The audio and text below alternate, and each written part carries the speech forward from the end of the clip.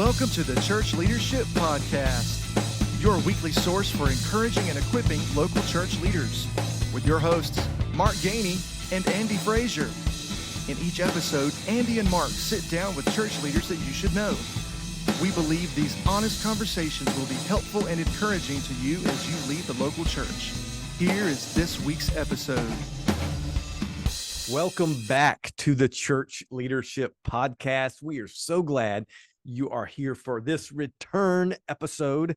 Some people say back from the dead. We're just back. We never died, but we're glad you're here at the Church Leadership Podcast. We are all about encouraging and equipping leaders in the local church to be disciples that make disciples. And so we're glad you're here for this conversation. And Andy, I will say welcome back to you too. Mark, it is great to be back. We are what people would say we have been on a break. We have been, we're on a break. Yeah. So it's been a good break. There's been a lot happening. We thought maybe we would take this episode to take just a few minutes and share some life updates and let everybody know what's going on with us. Been some major life updates for my family and for me. We want to share some of those, but first, Mark, I'd like to hear what's going on with you. What's going on with the Gainey family? Yeah, well, thank you, Andy. And you're right. I mean, so much has happened. And a lot of what we're going to explain, not everything, but a lot of what we're going to explain will explain why we were on a break. But life does happen. And we want that to be an encouragement to you as well, that even when life happens, sometimes you just got to slow down. You have to say no to some things. And as important as this podcast is to us, and as much as we love it, that was one of those things we had to say, just wait on, at least not no, but hold on. And we're glad to be able to have some time to get back at it. So yeah, for us, no major life updates like Andy has had, but you'll hear about those in a minute. But we do have some stuff going on, and so we're excited. Just personal family update. We're expecting our first grandchild next spring, so that's pretty awesome. We were able to share that news with our family Thanksgiving, so we're excited about that. And so my oldest daughter, who's been married for a couple of years, they're expecting their first, so we're excited about that. Also, some other new news in addition to this podcast. Some of you already know this. Some of you have heard this news, some of you may not have, but so I'm launching a new podcast very soon, and it's not in place of this one. It's in addition to this one, but it's very different. It's not related to church leadership, but I'd love for you to give it a listen. It's called the Pop Faith Podcast, and it's all about how our faith affects everyday life. It's how our faith, impacts even pop culture, and how we should really view everything from the lens of the gospel. And so that's what that podcast is all about. Hopefully it's going to be a fun one, and it'll launch really soon. Mark, I can't wait. I can't wait for that podcast, how you're going to bring together the multiverse of Star Trek, Star Wars, and Transformers. It's just going to be fantastic. And the MCU, right? Yeah, there you go. Yeah. So, thank you, Andy, but I don't know if I'll do all that, but we are going to be talking about stuff like that. So, those of you who have heard this podcast know me. I like Marvel, I like movies, we like shows. Andy and I have talked a lot about the shows that we like on this podcast too. And so that's going to be kind of that end of the spectrum for that podcast. Love for you to get a listen. You just search Pop Faith Podcast. It'll be on all the podcast listening apps. It'll be on YouTube.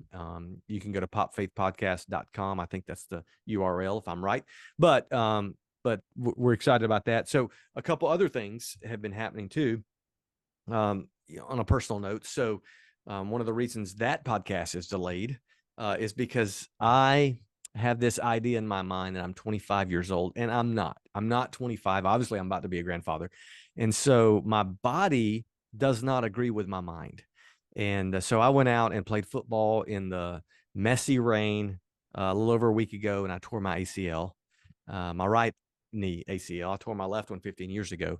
And I imagine this rehab is going to be a little bit different than that one. So that has hindered things for sure. And we'll talk about the holidays in a minute and what that looks like. And this has affected holidays for us. But so that's kind of what's going on there. But I'm still going to find a way to make it to the bowl game of my favorite team. So it actually happens to be in Birmingham. So my Troy Trojans are playing in Birmingham just a couple days before Christmas. And in the middle of celebrating Christmas with family, at least some of our family is going to find a way to make it to that bowl game. We're excited about that. Another, let's see, 10-game win streak by my team, which is kind of crazy. So I'm just soaking that up, man. What I have learned, I know football is not life, but it teaches sometimes about life. And what I have learned is we just need to soak it up and enjoy it while we can, because just a couple of years ago, we were suffering through a miserable season. So it doesn't matter how ugly we win. It doesn't matter if we don't win every game. I'm just enjoying the leadership of our coach and our team. It's kind of fun. So that's it, man. That's what's happening with us. We're gearing up for Christmas like all of you are too. But really, the updates that Andy is going to share have really been more impactful to him than mine, and really probably to this podcast too. So, Andy, please. Mark said, "That's it." Like that's not much. Yeah, that's all. Yeah. But inquiring minds want to know what is up with Andy Frazier. Well, I was diagnosed with male pattern baldness recently, so I'm still trying to get over that. And as I'm recovering from that diagnosis, walking through some other changes in life. So I didn't know if anybody knew that or not, but I have a receding hairline. Things have been crazy for my family this year. At the end of last year, I left the church that I'd been at almost 8 years. I've been bivocational for 20 plus years in my over 25 years of ministry. And we just felt like it was time to pursue the opportunity to get back into full-time ministry. And God opened the door for us to kind of come full circle. A church that I was at in college, a church that sent me out into ministry, a church that ordained me, has actually called me to be the senior pastor. It wasn't our plan, but it was his plan. I actually came to this church to serve as the transitional pastor to help them prepare for the next pastor. And little did I know, I was doing all that for myself, but God was doing that. And it's been amazing to be a part of God, seeing a church revitalized just over the last few months. Some new life has come into the church. Some great things are happening. And it's wonderful to see that in a church that is so near and dear to me personally. So I have since retired from my business of 28 years of being a horseshoer, a farrier. So we've talked about that on some of the previous episodes. But God has provided the opportunity for us to step into this role full time. And it's just a wonderful, wonderful thing to be in the church that actually prepared me and gave me opportunities, but actually to come back to my hometown and to be able to serve there. That's a pretty neat thing. My oldest son is preparing for a call to ministry. He's a sophomore in college. My wife is a teacher. My two other sons are doing great in school. So we're just a lot of things happening in life with the family and with this new ministry role. But it's just it's been an interesting season for us this year. A lot of the reason we haven't had time to sit down and do some of these podcasts has a lot to do with all of that happening this year. So next year, 2024, seems to be already a little bit more of a year that's going to be a little bit more settled and less craziness. So, which being in ministry means you can always predict the unpredictable is going to happen. So, That's right. That's right. I mean, I remember right before COVID, we're like, hey, everything's going so great. And then boom, so you just never know what's going to happen.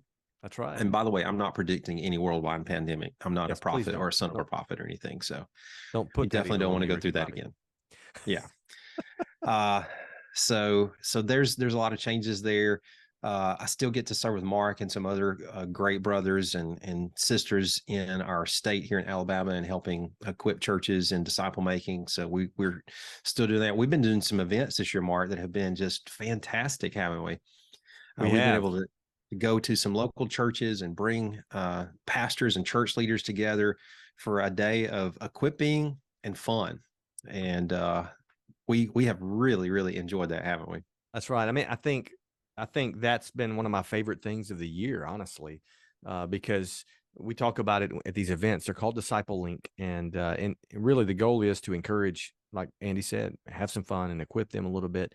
But as church leaders, as pastors, as staff members, as lay leaders, we don't often think about planning fun. We got so much to do. We skip it. We skip fun. We skip building into relationships. We're going to talk about that in a little bit, but we just decided let's just plan it for people. And so we did. It's been awesome. We gave a Blackstone grill away. Yeah. Pretty Wow. fun. And Yeah, so pickleball, cornhole, different versions of cornhole that I've never played before with different size bags. I tiny mean, it's bag been cornhole. fun. Yeah, that's a Yeah. challenge. I'm just going to tell Yeah. you. Yeah. It's been great. I've had a lot of fun this year. As a matter of fact, just a few weeks ago here at the new church I was at, it was a fun Sunday. I really, if you want to talk about life updates, I can't leave out what Yes, happened just a few weeks ago here. So listen, those of you listening and watching, you've heard of art imitating life. So this is a case of life almost imitating art, a song Really? that Really? I have grown up listening to. So yes, Yeah. take it away. Yeah, on a Saturday, I get a text from our head maintenance guy here at the church that there is a squirrel loose and they can't get him wrangled in. So, and as a matter of fact, he was confined to the area behind the stage where the choir is. So, Also known as the choir loft. In my mind, I'm crazy enough to think, Lord, please let this squirrel come out right in the middle of our worship service. I would want nothing more than this to happen. I mean, because in my mind, the first thing I think of, as Mark mentioned, is that old Ray Stevens song. And I couldn't avoid it. It was just like an elephant in the room, even though it was a tiny squirrel. I got up that Sunday morning, and where I normally do an introduction to my sermon, I told everybody, hey, I've been praying for God to move in our church and for people to be active and involved in worship. And I think God's answered that prayer. There is a squirrel loose in our church. And you could have, I mean, you would have not believed some of the looks that I got. I mean, eyes as big as saucers, chins hanging on the ground, and people laughing and poking each other in the shoulder. And I assured them that I have no clue where that squirrel is at this moment. It could come anytime. So be awake during the service. Be alert. Yeah. We did find the little guy the next day. He had crawled into some wiring and got electrocuted and passed away. So, Yep. But that was a fun Sunday, memorable Sunday that I will never, ever forget.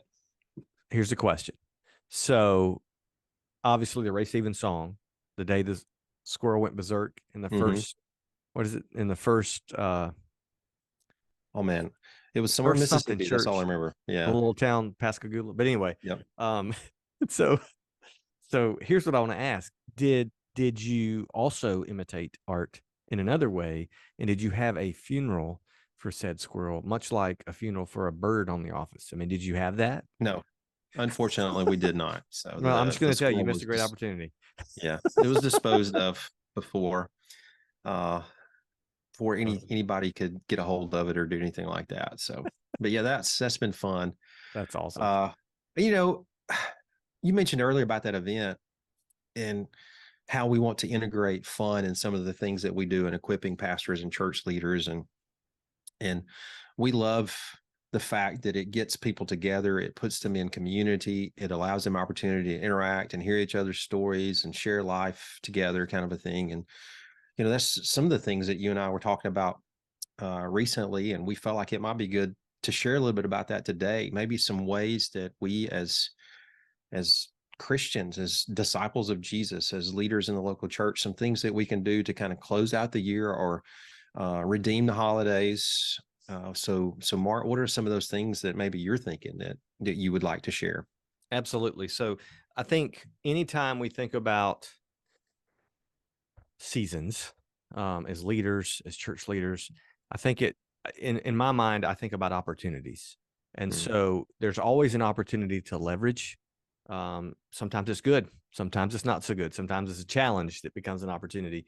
But I think of making it count because, you know, we only have Christmas time once a year. We only have kind of this, what I call this dead period, really, in church ministry once a year. Now, some of your churches may ramp up activities at least right before Christmas, but some of you are like ours that you intentionally simplify the calendar. But regardless, you're going to have a dead period. Even if you've got a lot of activity before Christmas, there's that lull after. And so I always think of how can I make it count? Because there's going to be more time. There's going to be less people probably in your church office. If you go to the office, you know, less events after Christmas. And so even if it's just 3 days, 4 days, whatever. How do you make that count? And so I think about a couple things personally and in ministry. One, I think about leaning into relationships. And so Andy and I were talking before we hit record today. And one thing I've realized is I haven't had as much time around Andy and around other brothers and sisters in Christ that I normally do this time of year. And so I've made it, I've been intentional the last few days to make sure that that's beginning to happen as our calendar kind of winds down. And so for me, that's vital. I mean, for me personally, and just a spiritual health mindset, that is so vital for me because, I tend to struggle with that seasonal, kind of lull and that period of just, there's nothing to explain it other than, chemically or seasonally or whatever. It's just kind of getting down in the dumps, the blues. And so I know that I need to lean into those relationships more this time of year. And so that's one way I would say, I would encourage all of the people watching and listening, make sure you are intentional to lean in those relationships that, encourage you and breathe life into you this time of year. That's one way. That is a great thing, Mark. I think we tend to remove ourselves and isolate ourselves because of the busyness of the season, especially leading in the local church. We're around people so much. My default mode is to isolate. I'm more of an introvert, so I get energy from being by myself, but at the same time, that's a dangerous thing for us in ministry to seclude ourselves and be on an island, especially in times and seasons like this. Because there's so much going on. There's so much ministry opportunity, as you say. It can almost be taxing and overwhelming to us to extend ourselves and to do all of these things because you're mixing ministry with all of these family obligations. There's just a lot to do. There's also, like you said, a lot of opportunities. You mentioned some things to do personally, relationally. I think as a church, I think is something very similar. Is lean into the fact that you have a built-in support system right there. If you're plugged into a small group, lean into that small group. Make sure your small group gets together more than one time during the holiday season. I know it's busy, but make time to do that. As a matter of fact, it's probably less important this time of year to make sure you get together for these super spiritual reasons. And it's probably just as important to get together and have fun and hang out. Because we all go to those gatherings or those family events where we're probably in our mind, we'd rather be somewhere else. That's right. So it's fun to be around people that we enjoy being around. Find those people that you enjoy being around that give you life and be around them. And I think at the same time, I was going to say, Andy, I think at the same time, it's okay to say no to some things too. Yeah, absolutely. And don't feel like you got to be at every event in your church. Yeah. Yeah. We're on the same vein because we tend to finish each other's sandwiches. Yes, that's right. That's what I was going to say. So, but no, you've got to be careful not to say yes to everything. There needs to be a limit, and you need to understand, what I've learned this season of ministry for me is it's not the time that you give to stuff, but it's also the energy you give to stuff. Those two things go hand in hand. And I mean, you can have your life calendared out and scheduled and programmed, and you can even have margin in there. But if you're giving so much energy over here that when you get home, you're not the best husband or dad you can be, then, you need to do something and shift those priorities. So you've got to say no to some things. You absolutely have to. You can't be all and do all. I mean, that's only Jesus. He's the only one who can do that for us. But even as a church, you can say no to some things, but there are a lot of things we can say yes to that are just low-hanging fruit this time of year. As we are recording this tonight, there's a local Christmas parade in town, and our church is opening its doors up after the Christmas parade to have hot cocoa and cookies for anybody who wants to come in.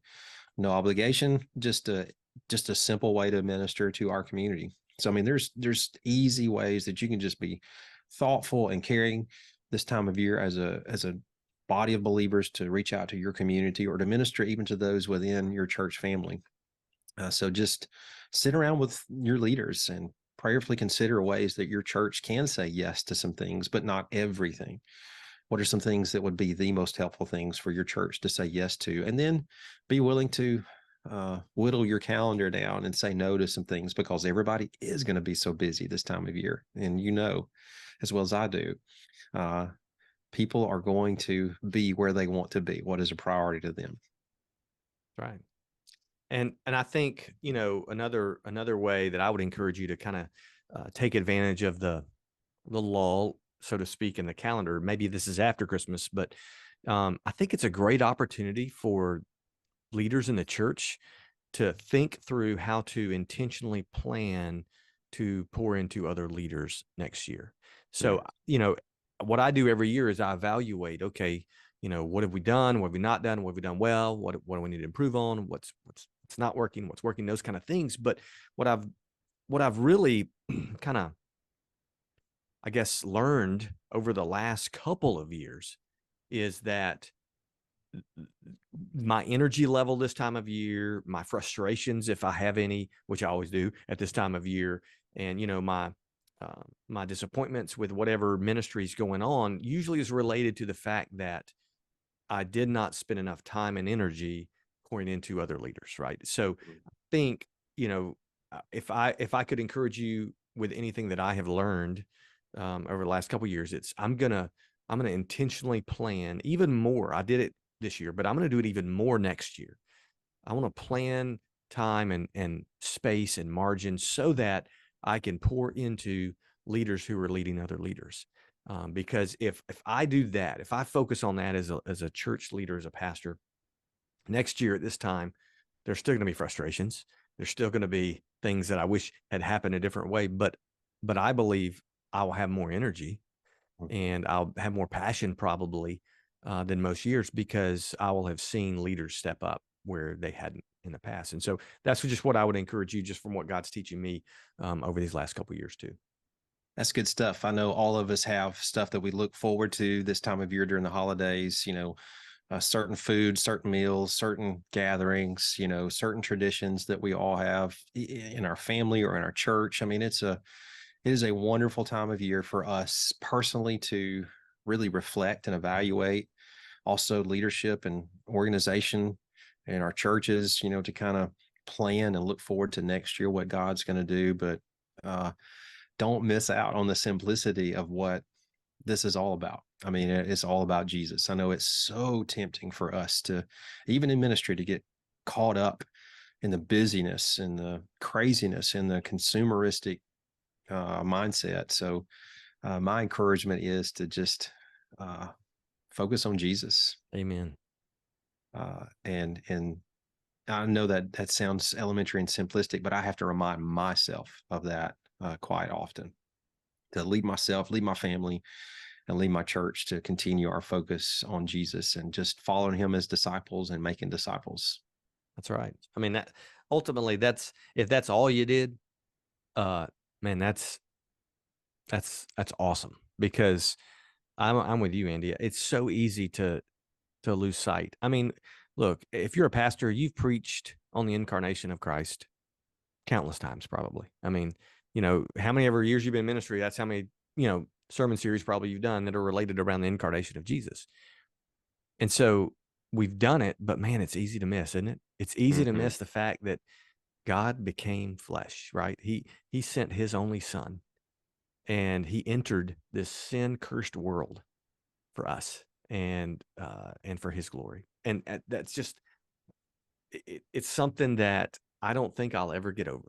And if I do get over it, I've missed the boat. That's And right. I think you're right. I think in the middle of this chaos and in the middle of the, rising costs of gifts that we continue to buy, even though we can't afford them, if we could just sit in that, man, how valuable that would be. Absolutely. Well, I've enjoyed our return, Mark. It's been good. I have enjoyed the return, man. I'm so thankful that we get to do this. And you've heard Andy and I say this before, but this is one of our favorite things in ministry. It has been, 4 years now? Has it been 4 years? Yeah, it Wow. has. And so God continues to give us grace and allow us to do this.